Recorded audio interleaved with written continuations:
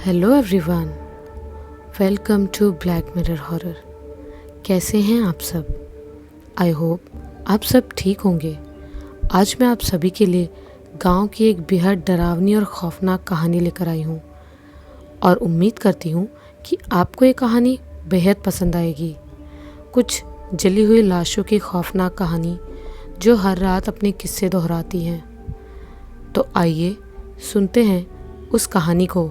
मगर उससे पहले अगर आपने इस वीडियो को लाइक नहीं किया है तो उसे लाइक कर दें और चैनल को सब्सक्राइब ज़रूर कर लें और साथ ही इन वीडियोस को ज़्यादा से ज़्यादा शेयर करें। तो चलिए अब सुनते हैं हम हमारी आज की कहानी। मंत्रा बगैर किसी डर की परवाह किए 70 से 80 की स्पीड से गाड़ी चला रही थी। रात के इस वक्त तो हाईवे का सुनसान सड़क और ज़्यादा वीरान हो गया था। दूर दूर तक कार की हेडलाइट की रोशनी के अलावा कोई दूसरी रोशनी नहीं थी। अकेली मंत्रा किसी शौक से तो इस वक्त नहीं निकली थी। असल में उसे पहुंचना था रुद्र के पास। रुद्र जो इस सुनसान हाईवे को पार करने के ठीक बाद पड़ने वाले बेशर्म गांव में बने किसी कोठे में किसी बाजारू औरत के साथ गुलछर्रे उड़ा रहा है। ऐसी ही खबर मिली थी मंत्रा को रुद्र के ही एक खास दोस्त से।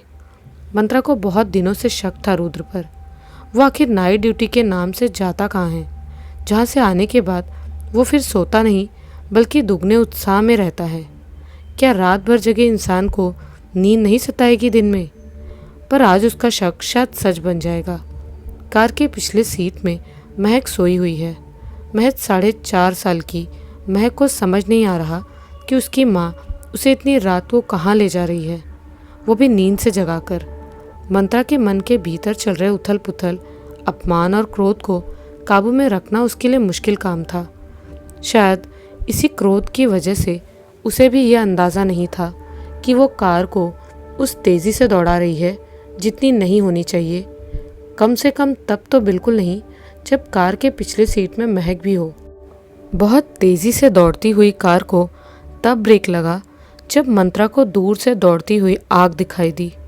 किसी मनुष्य के शरीर को बुरी तरह जकड़े हुए वो आग का गोला बड़ी तेजी से दौड़कर कार के आगे से निकल गया। मंत्रा बस उसे देखती ही रह गई। उसे कुछ समझ नहीं आया। उसने गाड़ी को साइड में लगाया और उसके पीछे जा चुकी उस आग से लिपटे इंसान के पीछे वो दौड़ने लगी।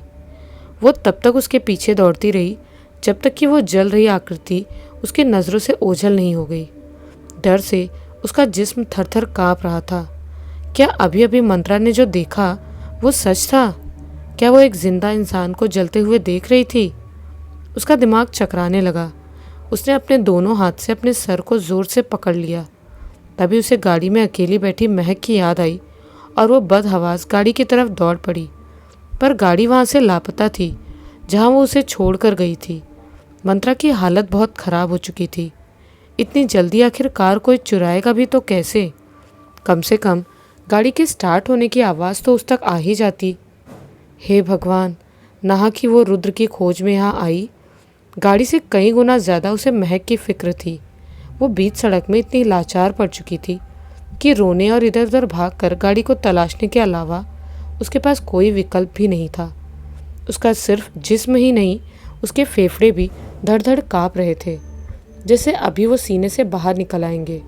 सुनसान सड़क में बदहवास दौड़ती मंत्रा और उसकी तलाश महक।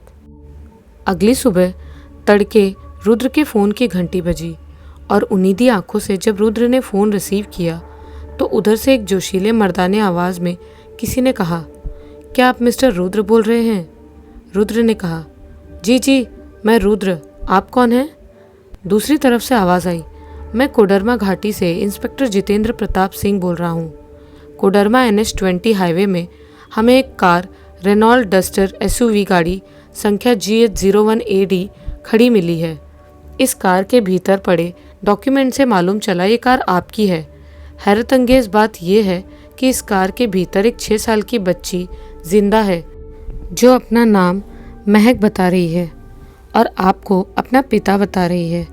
हम बच्ची को लेकर थाने जा रहे हैं। जितनी जल्दी हो जाए थाने पहुँचिए। बच्ची का हाल रो रो कर बुरा हो गया है। इतना कहने के बाद उधर से फ़ोन कट गया। रुद्र अभी भी कानों में मोबाइल को सटाए मुंह खोले चीज़ों को समझने की कोशिश कर रहा था। अचानक उसके आंखों के सामने मासूम सी महक का भोला और रोने वाला चेहरा नजर आया और उसने हड़बड़ी में तैयार होकर अपनी बाइक से निकलना ही सही समझा और वो थाने की ओर चल पड़ा। थाने पहुंचकर उसे महक मिली। पिता को देखकर उसकी रोती शक्ल में जैसे जान आ गई। वो दौड़कर अपने पिता से लिपट गई, पर उसकी आंखें उसकी माँ को भी तलाश रही थी। किसी तरह महक के बयान से मालूम चला कि कल देर रात दोनों माँ बेटी इस हाईवे से गुजर रहे थे। कहाँ जा रहे थे ये वो भी नहीं जानती। उसकी माँ तो उसे नींद से जगा कर ही ले आई थी, पर उसने अपनी माँ को रोते हुए देखा था और वो पिता को गंदी गंदी गालियाँ भी दे रही थी। फिर अचानक उसकी माँ गाड़ी रोक कर बाहर निकल गई। जब उसकी नींद खुली तो वो गाड़ी में अकेली थी और बाहर सुनसान रास्ता था। वो गाड़ी के भीतर से ही माँ को आवाज़ लगाती रही, पर उसकी माँ का कोई अता पता नहीं था। महक के मासूम बयान के बाद अब सवालों के जवाब देने की बारी रुद्र की थी। वो तो वैसे भी पहले से डरा हुआ था। जिस चीज़ को पिछले कुछ महीनों से समाज से छुपा रहा था, अब शायद उसका पर्दाफाश हो ही जाएगा। महक को लेडी कांस्टेबल के हाथों छोड़ इंस्पेक्टर जितेंद्र प्रताप सिंह रुद्र को लेकर दूसरे कमरे में आ गए और फिर उन्हें सवाल शुरू हुए।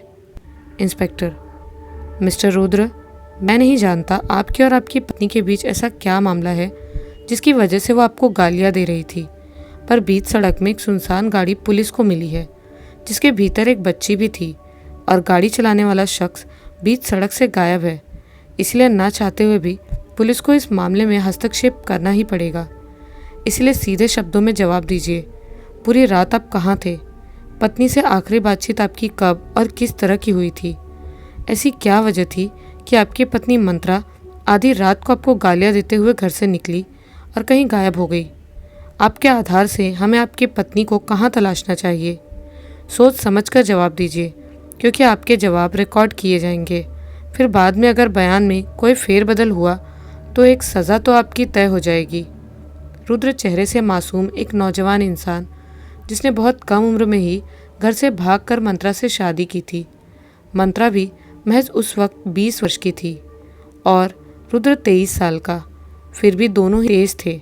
बहुत मुश्किल से दोनों ने जीवन की गाड़ी को आगे बढ़ाया और ज़िंदगी पटरी पर आखिरकार आ ही गई। फिर जन्म हुआ महक का। कई दोनों के हर पल भागते जीवन में महक एक सुकून भरी खुशबू बनकर ही तो आई थी।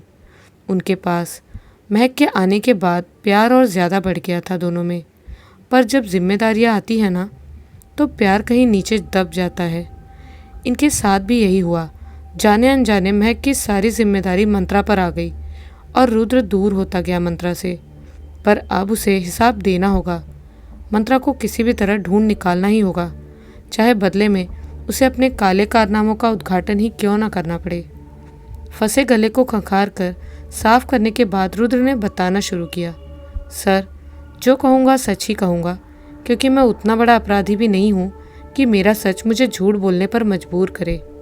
दूसरी चीज़, मुझे मंत्रा को ढूंढना है, अपने लिए, महक के लिए। मैं कल रात ड्यूटी में नहीं था। कल क्या, मैं कभी रात में ड्यूटी नहीं करता। मैं कल NH-20 हाईवे के ख़त्म होने के साथ साथ उसमें पड़ने वाले उस बस्ती में जिसमें फरोशियों के कोठे में था। मैं आए दिन वहाँ नाइट ड्यूटी के बहाने चला जाता था, पर कुछ दिनों से मंत्रा मुझ पर शक कर रही थी। शायद मुझे रंगे हाथों पकड़ने के मकसद से वो हाईवे पार कर उस बस्ती में आना चाहती थी। आप सब उसे जल्द से जल्द तलाश कीजिए सर।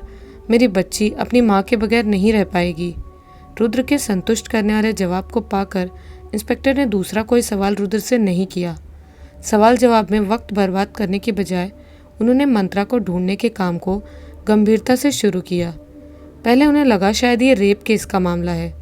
मंत्रा को गाड़ी से निकालकर मनचले शायद सन्नाटे का फ़ायदा उठाकर उसके साथ बलात्कार जैसे घिनौने काम को कर चुके हैं।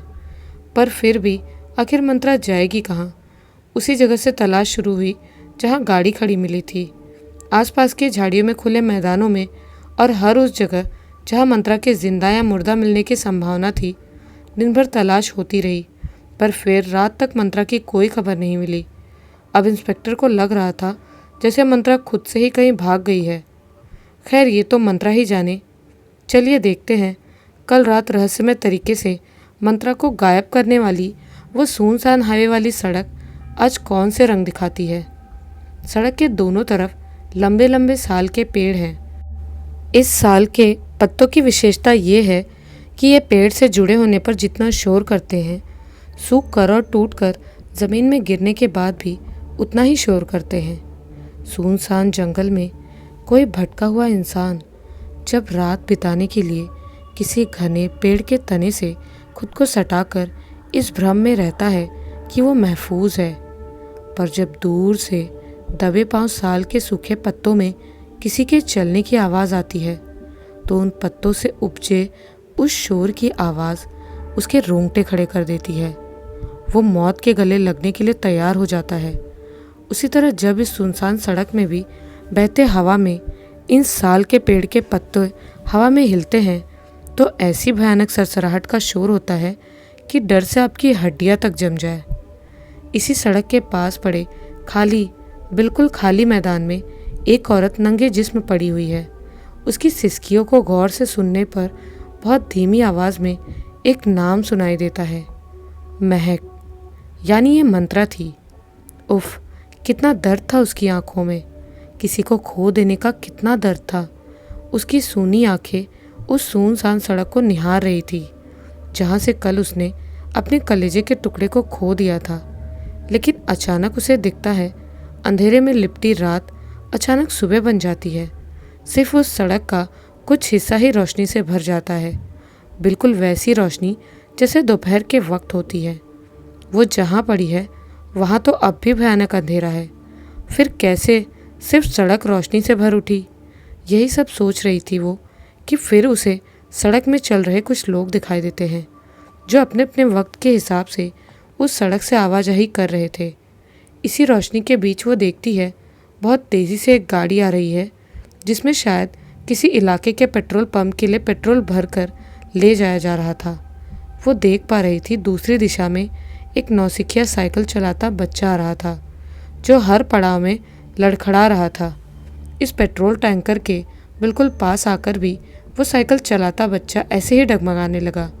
वो बच्चा तो निकल गया, पर बच्चे की जान की परवाह करने के चक्कर में उस पेट्रोल टैंकर का संतुलन बिगड़ गया और बहुत तेज़ी से वो सड़क किनारे लगे एक मजबूत साल के पेड़ से टकराया और सड़क छोड़ टैंकर खेत में आ घुसा।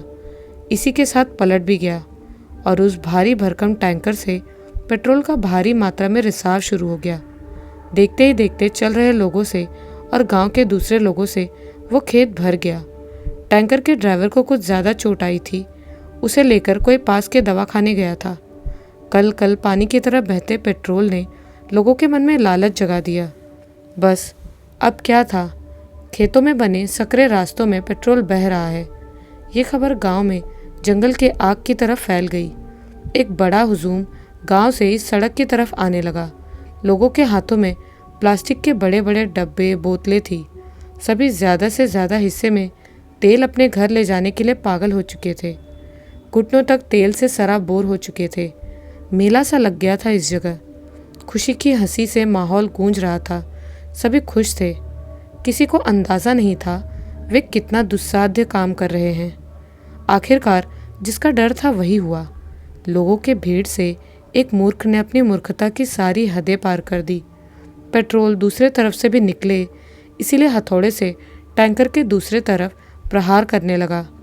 बस फिर क्या था, लोहे से लोहे के घर्षण के वजह से एक बेहद बारीक चिंगारी निकली और देखते ही देखते आग तेज़ी से दौड़ पड़ी।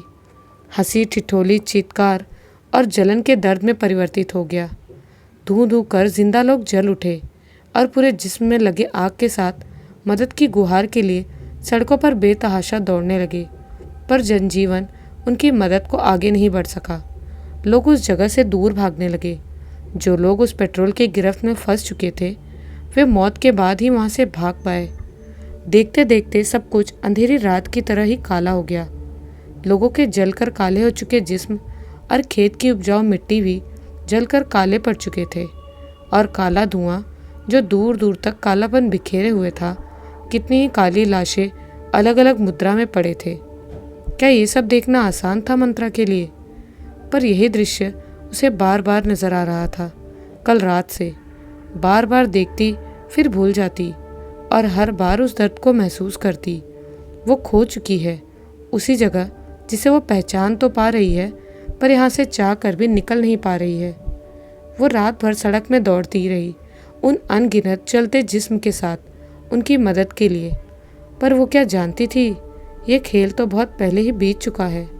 ऐसा लग रहा था जैसे किसी अभिशाप की वजह से वहाँ फंस गई है वो, किसी भूल भुलैया की तरह। अभी भी नंगे जिस्म के साथ वो दौड़ पड़ी उन लाशों की मदद के लिए। जब जब वो देखती तब तब दौड़ पड़ती। बिल्कुल पागलों वाली हालत हो चुकी थी उसकी। अच्छी खासी मंत्रा के साथ उस रात क्या हुआ, कैसे उसके जिस्म से उसके कपड़े उतर गए, ये सब मंत्रा बताए भी तो किसे। वो तो जाल में फंस चुकी थी। उसी गायब हुए 24 घंटे बीत चुके थे। महक अभी भी माँ की राह तक रही थी और उसकी माँ अनगिनत रूहों के बीच किसी भूल भुलैया में फंसी हुई है। मंत्रा ऐसे भयंकर चक्रव्यूह में फंस चुकी थी जिसका कोई अस्तित्व ही नहीं था। एक ऐसी दुनिया जिसका कोई वजूद ही नहीं, कोई पहचान नहीं। ये थी रूहों की दुनिया, अतृप्त रूहों की दुनिया। उसका दिमाग तो चल रहा है, पर वो वही सोच पा रही है जो ये रूहें उसे दिखाना चाहती हैं। मंत्रा की गलती क्या थी? यही ना कि उस रात उस जल रहे जिस्म को देखकर वो उसे जिंदा इंसान समझ बैठी थी और उसके पीछे उसकी मदद को भागी थी। बाद में उसे गाड़ी अपनी जगह से लापता दिखी। उसे लगा उसने महक को खो दिया, पर असल में उसने खुद को खो दिया था। गाड़ी तो अपनी जगह पर ही थी, पर मंत्रा ही खो गई थी। ये बात उसकी समझ से परे थी। उस दिन उसे एक जलती लाश के पीछे वो गई थी और उसी वक्त मरे हुए लोगों की रूहों का समूह उसके पीछे पड़ गया था। जब वो गाड़ी को पागलों की तरह ढूंढ रही थी, महक महक कहकर चारों दिशा में दौड़ रही थी, तब उसे दूर से नजर आया एक पूरा दल, धू धू कर जलती लाशों का दल, जो उसकी तरफ ही बढ़ रहे थे। मंत्रा अवाक थी। अब उसे समझ आ रहा था कि जिस जल रहे जिस्म के पीछे वो मदद के इरादे से दौड़ पड़ी थी, वो तो एक मर चुकी आत्मा थी। उसे समझ आ रहा था कि उसने गाड़ी से बाहर निकलकर एक बहुत बड़ी गलती की है। वो अपने तरफ बढ़ रहे उन अनगिनत रूहों से भागना चाहती थी, पर वो जितना भी पीछे जाती, वे जलती लाशें और अधिक उसके नज़दीक आ जाते। अंत में हार मानकर मंत्रा ने अपनी आंखें बंद कर ली और अपने चेहरे को दोनों हाथों से ढक लिया। पर क्या इतना करने से वो बच पाएगी? नहीं। मंत्रा को लगा जैसे उसके सीने के भीतर से कोई आग उगलता हुआ खंजर आर पार हो रहा है। इतना दर्द, इतनी जलन और इतना डर, दिमाग की नसें ये सब बर्दाश्त नहीं कर पाई और उस दर्द को अपने जिस्म से अलग करने के चक्कर में उसने अपने जिस्म से सारे कपड़े ही निकाल दिए। एक एक कर वे जलती लाशें मंत्रा के सीने से पार हो रही थी और हर रूह मंत्रा के सीने में जलता हुआ खंजर समान ही तकलीफ दे रहा था। मंत्रा अब पूरी तरह निर्वस्त्र थी। उसने अपने ही हाथों से अपने सारे कपड़े उतार फेंके, बालों को खींच खींच कर अपनी हालत बिल्कुल पागलों वाली कर ली। उसे किसी चीज़ की सुध नहीं थी। किसी तरह दौड़ती भागती वो इस मैदान तक आ पहुंची। यहाँ आने के बाद उसके सीने का वो जलता हुआ दर्द कुछ कम हुआ था, पर उसका मन महक की चिंता में पागल हुआ जा रहा था। फिर वो हादसा, भयानक हादसा उसे बार बार दिखाया जा रहा था। उन रूहों के पीछे दौड़ती और बार बार अपने सीने में उस जलन के दर्द को महसूस करती। बार बार वो सब देखने के बाद वो सड़क से छिटक कर इस खाली मैदान में पहुंचती और बेसुध हो जाती। आंखें बंद कर मौत के गले लगने के लिए तैयार हो जाती, पर मौत उसे दूर दूर तक दिखाई भी नहीं देती। अभी तो उसे इन रूहों की दुनिया देखनी थी, बहुत करीब से। मंत्रा फंस चुकी थी, बुरी तरह फंस चुकी थी। दिन भर वो उस मैदान में औंधे मुंह पड़ी रहती, पर एक भी जिंदा इंसान उसे देख नहीं पाता। मंत्रा का वक्त ठहर सा गया था। वो उन पलों में समा गई थी, उस हादसे के पलों में, जहाँ से बाहर निकलने का कोई रास्ता ही नहीं है, क्योंकि कोई नहीं जानता मंत्रा है कहाँ। मंत्रा को तलाशते हुए आज तीसरा दिन बीत चुका था। पुलिस को अब शक नहीं बल्कि पक्का यकीन सा हो गया था कि हो ना हो मंत्रा ज़रूर खुद से अपने किसी आशिक के साथ भाग गई थी, पर रुद्र ये मानने को तैयार ही नहीं। असल में रुद्र क्या दुनिया का कोई पुरुष इस बात को हजम नहीं कर सकता कि उसकी स्त्री उसे धोखा देकर किसी और के साथ जा सकती है। वो खुद चाहे घर के बाहर जाकर कहीं भी मुंह मारे, पर पत्नी उन्हें सती सावित्री ही चाहिए। ऐसा ही हाल रुद्र का भी था। वो इस बात को समझने की, क्या सोचने की भी कोशिश नहीं कर सकता कि उसकी पत्नी ने उसे धोखा दिया है। इस बात को स्वीकार करना क्या उतना आसान होता है? अपमान का एक कड़वा घूंट पीना पड़ता है पुरुषों को। औरत की बेवफाई इतनी दिलचस्प नहीं होती। खैर, महक को उसकी नानी के घर भेज दिया गया। बगैर माँ के उसका जीना मुश्किल हो गया था। कम से कम माँ के पास तो उसे ज़रा सा सुकून मिलेगा। इधर मंत्रा के घर वाले रुद्र पर केस करने के लिए तैयार बैठे हैं। वर्षों का क्रोध जो था, अब मौका मिला है रुद्र को बर्बाद करने का, तो ये मौका तो गवा नहीं सकते। बुद्धिमान सुंदर मंत्रा को कैसे रुद्र जैसा एक लफंगा घर से भगा कर ले गया था? क्या ये भूल चुके हैं मंत्रा के पिता और उसके भाई? नहीं, बिल्कुल नहीं। पर सब कुछ बिल्कुल वैसा नहीं था जैसा सब सोच रहे थे।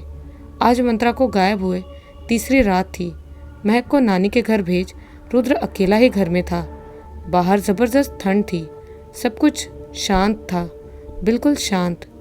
रुद्र कमरे में बैठकर मंत्रा की डायरी पढ़ रहा था। अनगिनत दर्द समेट रखा था मंत्रा ने अपने जहन में। ऐसा क्यों होता है? कोई पास रहता है तो हमें उसकी कद्र नहीं होती, और उसका दूर कहीं चले जाना सब कुछ खत्म हो जाने जैसा लगता है। रुद्र भी इस वक्त शून्य की अवस्था में था, पर तभी धड़ धड़ धड़ की आवाज़ के साथ रुद्र का दरवाज़ा बज उठा, जैसे बाहर कोई दरवाजे को खुलवाने के लिए हद से ज़्यादा बेकरार है। और बाहर इस भीषण ठंड में नग्न अवस्था में मंत्रा खड़ी है। उसका पूरा जिस्म काला पड़ चुका है। आंखें धंसकर भीतर समा चुकी हैं। आंखों की पुतलियाँ सामान्य से ज़्यादा फैलकर सफ़ेद हो चुकी हैं। बाल खुले हुए हैं, बिखरे हुए हैं, और एक भयंकर बदबू मंत्रा के जिस्म से निकलकर पूरे घर में समा चुकी है, जैसे कोई अधजली लाश महकती है किसी शमशान के बाहर। रुद्र मंत्रा को इस हालत में देखकर हैरान हो गया। कोई और उसे इस हालत में न देख ले, इसलिए दरवाजे से उसे खींचकर अंदर लाने की कोशिश करने लगा। पर आश्चर्य, वो मंत्रा को उस जगह से हिला तक नहीं पाया। उल्टा मंत्रा ही उसे खींचने लगी और बाहर निकलने को बोलने लगी। वो बड़बड़ा रही थी, रुद्र, महक वहाँ अकेली है, मैं नहीं आ सकती। तुम जाओ, उसे ले आओ, वो अकेले डर रही है वहाँ। रुद्र जानता है महक अपनी नानी के घर पे सुरक्षित है, पर फिर भी मंत्रा के मुंह से महक का नाम ही रुद्र को डरा गया। वो उसी हालत में मंत्रा के साथ गाड़ी निकालकर चल पड़ा हाईवे की ओर, जहाँ जाने के लिए मंत्रा ही रुद्र को कह रही थी। अचानक रुद्र को कार के सामने वाले बड़े शीशे में दूर से आती हुई एक जलती हुई मानव आकृति दिखाई देती है। वो बड़ी तेजी से कार को पार कर दूसरी दिशा में आगे बढ़ जाता है। रुद्र गाड़ी को एक साइड लगाता है, मंत्रा को गाड़ी में ही रहने को कहता है और उतरकर उस जल रहे इंसान के पीछे दौड़ पड़ता है। पर वो ज़्यादा दूर नहीं जा पाता, क्योंकि उसे महक और मंत्रा की चिंता थी। वो वापस लौटकर कार के पास आता है, पर आश्चर्य, कार अपनी जगह से नदारद थी। कार और मंत्रा को न पाकर रुद्र बेचैन होने लगता है, पर तभी उसे सड़क छोड़ दूसरी तरफ खाली पड़े मैदान की तरफ से साल के पत्तों के सरसराहट के बीच दबी दबी मंत्रा की सिसकियां सुनाई देती हैं। वो उस आवाज़ के पीछे दौड़ जाता है। मंत्रा, मंत्रा कहकर सब और मंत्रा को तलाशने लगता है। फिर चांद की चांदनी रोशनी में उसे खाली वीरान पड़े मैदान में मंत्रा का दूध सा गोरा जिस्म दिखता है, जो पेट के बल उस मुरुम मिट्टी के धूल में पड़ी थी और बड़ी दयनीय स्थिति में थी। पर अभी तो मंत्रा मेरे साथ गाड़ी में थी, फिर अचानक यहाँ कैसे पहुँच गई? मैंने उसे गाड़ी के सीट पर बिछा कवर भी दिया था ओढ़ने के लिए, वो भी नहीं है। आखिर ये सब हो क्या रहा है? यही सब सोचते सोचते रुद्र किसी तरह हड़बड़ाहट में मंत्रा के उस जिस्म तक पहुंचा। रुद्र को अभी भी ये यकीन नहीं था कि ये सामने पड़ी हुई औरत मंत्रा ही है, या उसे ठगने की ये कोई चाल है। रुद्र ने कहीं से सुन रखा था कि गांव के रास्तों में कई दल झूठी तकलीफ़ें दिखाकर बड़े बड़े लोगों को ठग लेते हैं। डरते डरते उसने उस पागल जैसी औरत के जिस्म को सीधा किया। ये तो मंत्रा थी। बेचारी मंत्रा बहुत तकलीफ़ में थी। उसका पूरा जिस्म जगह जगह से जलकर काले धब्बे जैसा बन गया था। थोड़ी देर पहले जब वो घर के दहलीज में आई थी, तब तो उसकी यह हालत नहीं थी। रुद्र ने बड़ी नाजुकता से मंत्रा को अपने बाहों के घेरे में भर लिया। रुद्र की आंखें छलछला उठी। मंत्रा, ये क्या हो गया तुम्हें? इतना दर्द, इतनी तकलीफ क्यों और कैसे? तुम कह रही थी महक यहाँ है। कहाँ है महक? कुछ कहो मंत्रा, क्या हो गया इन 3 दिनों में? तुम थी कहाँ? देखो, मैं मानता हूँ मेरी गलती अक्षम्य है, पर एक बार कम से कम महक के लिए तो सोचो। उस बेचारी बच्ची का हाल रो रो कर खराब हो गया है। उठो, चलो घर चलो। रुद्र की बातों को सुनकर मंत्रा के भीतर जैसे बंद हो चुकी सांसें दोबारा चलने लगी। रुद्र ने कहा, महक का रो रो कर बुरा हाल है, तो क्या इसका मतलब महक अपने पापा के साथ ही है? वो उसी जगह रुद्र के कंधों का सहारा लेकर उठ बैठी और आंसू भरे आंखों से रुद्र की तरफ देखती हुई उससे सवाल पूछने लगी। रुद्र, महक तुम्हारे साथ है? कहाँ मिली वो? रुद्र, तुम्हारा शुक्रिया, तुमने मेरी बच्ची को ढूंढ निकाला। अब मैं सुकून से मर पाऊंगी।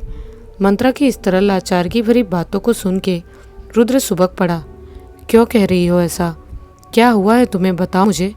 मंत्रा, पहले हॉस्पिटल चलो, वहाँ जाकर हम तुम्हें ठीक कर लेंगे। उसके बाद घर जाएंगे मंत्रा। मैं, तुम और महक, हम तीनों लोग खुशी खुशी रहेंगे। इस बार तुम्हारा रुद्र कोई पाप नहीं करेगा। एक बार माफ़ कर दो उसे, बस एक बार। मंत्रा का गला भराया। रुद्र के माथे को पकड़कर उसने उसे अपने सीने से भर लिया। रुद्र, अब माफ़ी मांगकर कोई फ़ायदा नहीं। तुमने जो गलतियाँ की है उसकी सज़ा मुझे मिल रही है। मैं इस दुनिया से कभी नहीं निकल पाऊंगी। रुद्र, मैं अब तुम दोनों के साथ नहीं जी पाऊंगी। सुनो रुद्र, मेरी बातों को ध्यान से सुनो। उस रात जब मुझे खबर मिली कि तुम बस्ती वाले कोठे में हो, तो जलन, अपमान और क्रोध से मेरा सीना जलने लगा। मैंने बगैर रात सन्नाटा और बगैर महक की परवाह किए गाड़ी लेकर निकल पड़ी।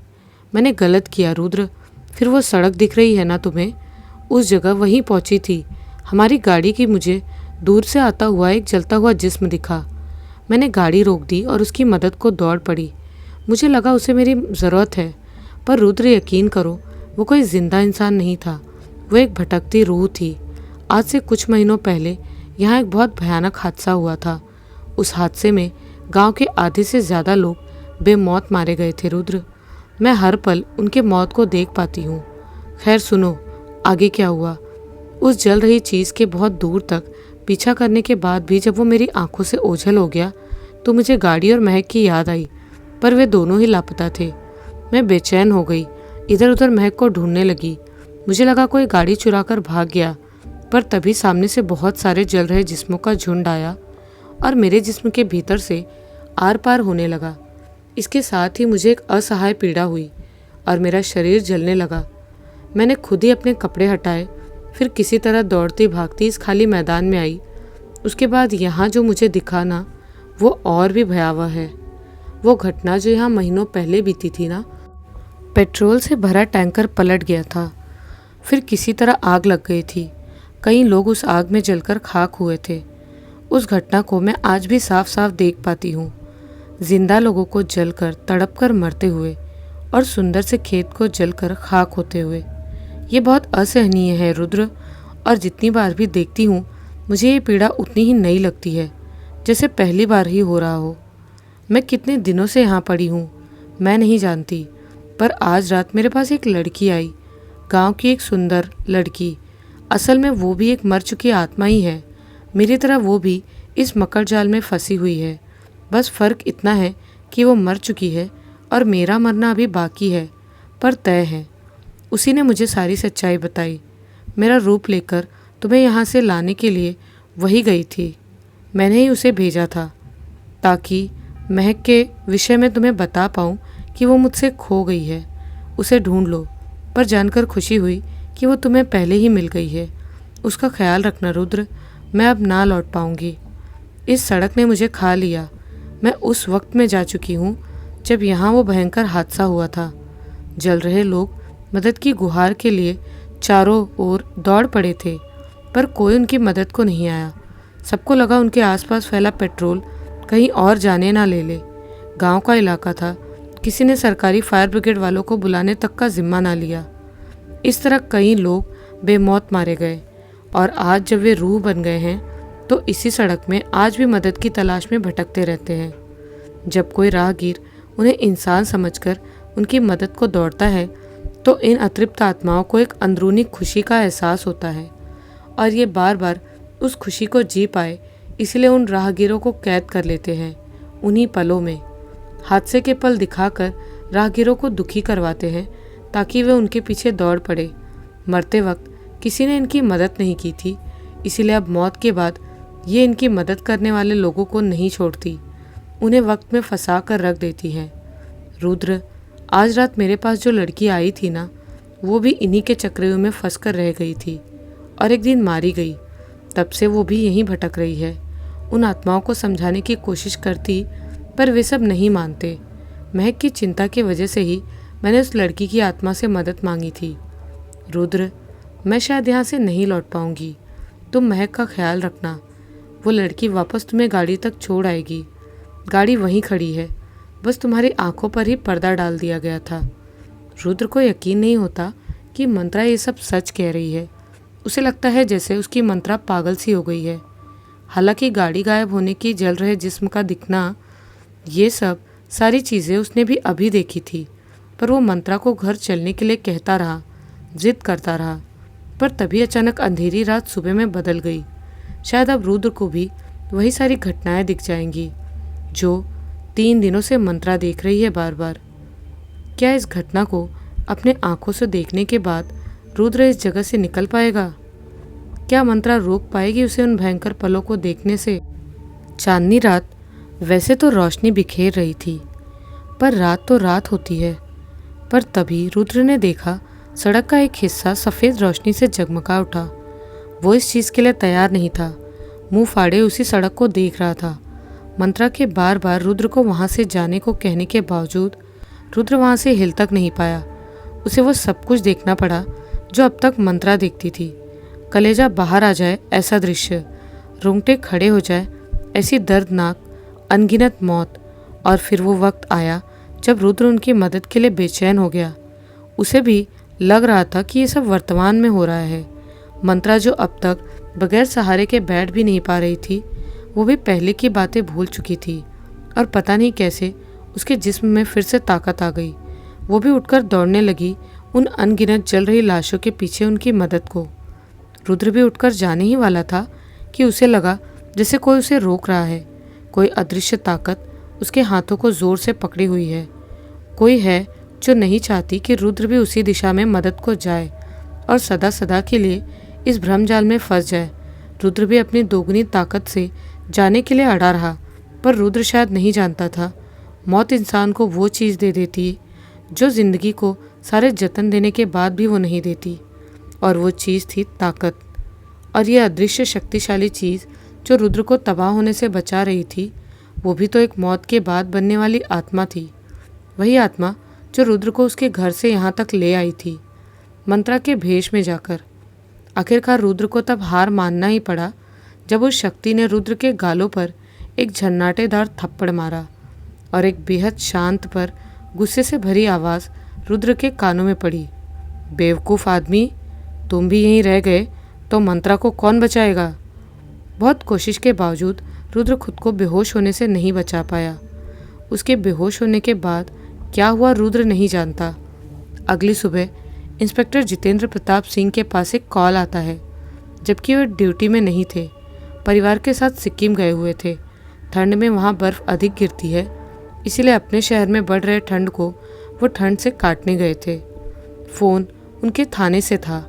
सर कोडरमा घाटी के NH-20 हाईवे सड़क में आज वही कार दोबारा खड़ी मिली है जो कुछ दिनों पहले मिली थी, यानी मिस्टर रुद्र की कार, जिनकी वाइफ अब तक लापता है। उस केस को आप पर्सनली देख रहे थे, इसीलिए आपको कॉल करना पड़ा। गाड़ी का क्या करना है, थाने ले जाएं? इंस्पेक्टर जितेंद्र प्रताप सिंह को अब मामला पेचीदा लगने लगा। उन्होंने फ़ोन में कहा कि पुलिस कार को थाने ले आए और एक बार कार की अच्छे से जांच कर ले कि कहीं कार में कोई बच्ची तो नहीं, और तब तक रुद्र को कॉल न करे जब तक वो खुद कार की तलाश में थाने नहीं आता। उन्होंने कहा, मेरे आने के बाद मैं उनसे मिलूंगा। पुलिस टीम कार लेकर चली गई। दोपहर के 12 बज रहे होंगे। रुद्र के चेहरे पे कोई पानी के छींटे मार रहा था। शायद उसे जगाने की कोशिश हो रही थी। उसने आंखें खोल ली। सामने सब कुछ बिल्कुल अलग था। उसने देखा कि वो लकड़ी के खटिये पर लेटा हुआ है। उसके सर में गर्म पट्टी रखी हुई है। पास में एक बूढ़ी माँ और कुछ जवान नाबालिग अपरिचित लड़के खड़े हैं। बूढ़ी माँ उसके खटिये के एक कोने में लोटा हाथ में लेकर बैठी थी। रुद्र को होश में आया हुआ देखकर सभी के चेहरे पे मुस्कान नजर आई थी। इसके ठीक बाद बूढ़ी माँ के अलावा सभी लोग उस कमरे से बाहर निकल गए। रुद्र आंखें घुमा घुमा कर कमरे का निरीक्षण कर रहा था। तमाम तरह की टोने टोटके से भरे इस कमरे में कई सारे कंकाल की खोपड़ियाँ भी थी।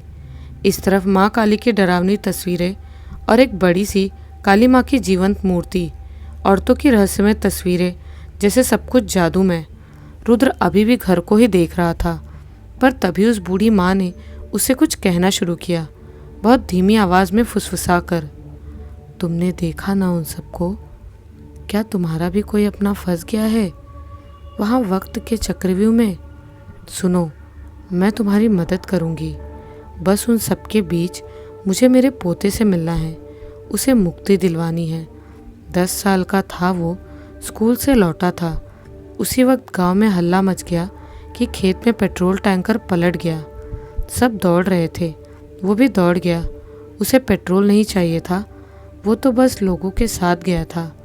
भस्म हो गया, तबाह हो गया।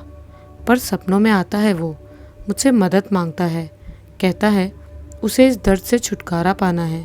पर इसके लिए कोई साधु संत तैयार नहीं है। सब कहते हैं वहाँ की आत्माएं लोगों को माया जाल में फंसा कर तड़पा तड़पा कर मार डालती हैं। तब से मैं ही सब कुछ सीख रही हूँ। अपने मरने से पहले अपने पोते की रूह को मुक्त करना चाहती हूँ। इधर रुद्र बूढ़ी माँ की बातों में कम और कल रात अपने आंखों से देखे घटनाओं के पलों में ज़्यादा खो गया था। उसे मंत्रा बार बार याद आ रही थी। उस खाली मैदान के बीचों बीच नंगे जिस्म पड़ी मंत्रा कितनी लाचार और बेबस। नहीं, वो मंत्रा को इस तरह मरने नहीं दे सकता। रुद्र उठा और दौड़ पड़ा उसी मैदान की तरफ जहाँ कल रात वो भी बेहोश होकर गिर गया था। नहीं पहचानता था वो रास्ता। बदहवास दौड़ता दौड़ता वो आड़े टेढ़े रास्तों से गुजरते हुए आखिरकार उस सड़क तक पहुंच ही गया और फिर मैदान पर। रूप बदल लिया था इस भयंकर मैदान ने। सुबह की रोशनी में अपना खतरनाक रूप मासूमियत में बदल लिया था। गांव के बच्चे खेल रहे थे यहाँ।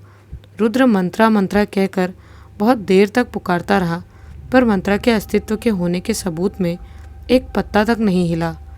रुद्र अंधविश्वास में यकीन नहीं करता था, पर कहीं ना कहीं उसका मन भी चाह रहा था कि वो लौटकर उस बूढ़ी माँ के पास जाए, जिन्होंने थोड़ी देर पहले ही कहा था कि वो उसकी मदद करेंगी। पर पता नहीं किस चीज़ ने रुद्र को रोक लिया। वो दौड़ता हाँफता पुलिस स्टेशन पहुंचा, जहां उसे उसकी गाड़ी भी नजर आई। उसने पुलिस वालों को सारी बातें बताई कि उसने मंत्रा को वहां देखा था रात में, पर अब वो नहीं थी। हालांकि कोई उसके बातों पर यकीन तो नहीं कर रहा था, पर फिर भी उसी सड़क के आसपास और मैदान की गहराई में मंत्रा की तलाश दोबारा हुई। पर इस बार भी रुद्र के कार में पड़े उस चादर के अलावा कुछ नहीं था। ढूंढते ढूंढते शाम हो गई। आखिरकार पुलिस वाले भी हार मानकर लौट गए, पर रुद्र नहीं माना। मंत्रा के प्रति उसकी मोहब्बत, उसकी दीवानगी और उसके मन के भीतर बसे पछतावे की ग्लानि उसे चुप बैठने नहीं दे रही थी। हर तरफ से निराश रुद्र को अब बस वो बूढ़ी माँ याद आ रही थी। रुद्र निकल पड़ा। रात के पहले पहर के बीतने से पहले रुद्र फिर उन्हीं रास्तों में निकल पड़ा। इन्हीं रास्तों के बाद उसे वो गांव मिलेगा जहां वो बूढ़ी माँ रहती है। गाड़ी अपनी फुल स्पीड में थी। रुद्र चाहता था वो बगैर आज कुछ देखे इस रास्ते से निकल जाए, पर इन रास्तों की रात उतनी आसान नहीं होती। आज भी देखा रुद्र ने सड़क पर दौड़ती जलती लाशें, पर आज रुद्र ने इन सबको नज़रअंदाज कर दिया और पहुंच गया उस दरवाजे पर जहां से दोपहर दौड़ते भागते निकला था वो। बूढ़ी माँ किसी ध्यान में मग्न थी। उनके आगे एक दिया जल रहा था। रुद्र को देखकर उन्होंने उसे अंदर बुला लिया और कहा, मैं जानती थी तुम ज़रूर आओगे। चलो, सारी तैयारियां कर ली है मैंने। रुद्र कुछ पूछ नहीं पाया, चुपचाप उनके पीछे पीछे चलने लगा। उसने देखा बूढ़ी माँ एक लकड़ी के डंडे के सहारे चलती थी। घर से निकलने से पहले उन्होंने काली माँ की मूर्ति से लिपटी लाल साड़ी को निकाल लिया और अपने साथ ले आई। उनके हाथ में जल रहे दिए की लौ हवा में फड़फड़ा रही थी, पर आश्चर्य, दिया बुझता नहीं।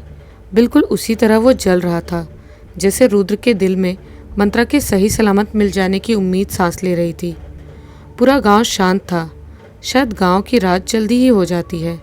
लाल ईंटों के सड़क में बूढ़ी माँ के डंडे की खटखट की आवाज़ माहौल को डरावना बना रही थी। गांव को खत्म कर अब दोनों उसी खाली मैदान में पहुंच गए थे। सच, पल पल गिरगिट की तरह रंग बदलता है ये मैदान और ये सड़क। दोपहर की मासूमियत अब जानलेवा सन्नाटा और मनहूसियत में बदल चुकी थी। खैर, रुद्र उस बूढ़ी माँ के पीछे पीछे चलते हुए ठीक उस जगह पहुंच गया था जहां कल रात मंत्रा लाचार बैठी थी।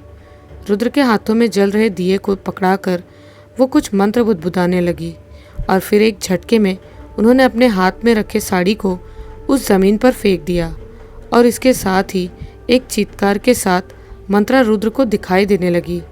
वो वहीं पड़ी थी, साड़ी उसके जिस्म पे ही गिरी थी। जल रहे दिए को बूढ़ी माँ के हाथों सौंप रुद्र ने मंत्रा को अपने बाहों में भर लिया।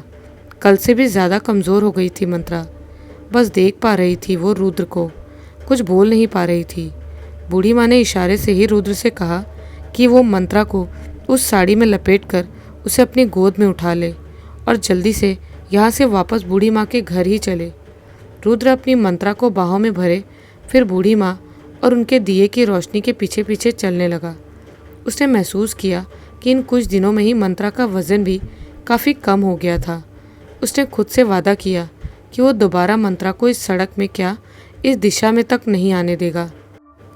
अपार प्रेम उमड़ रहा था उसके दिल में उसकी प्यारी मंत्रा के लिए। उसे लग रहा था वो जीत गया, पर वो नहीं जानता था मुर्दों का खेल अगर ख़त्म हुआ है तो अब जिंदा लोगों का खेल शुरू होगा। मंत्रा को वो वापस ले तो आ रहा था, पर उस मंत्रा को नहीं जो उसकी पत्नी थी। ये मंत्रा अब किसी जिंदा इंसान के माया जाल में फंसने वाली है। खैर, आज रुद्र खुश था।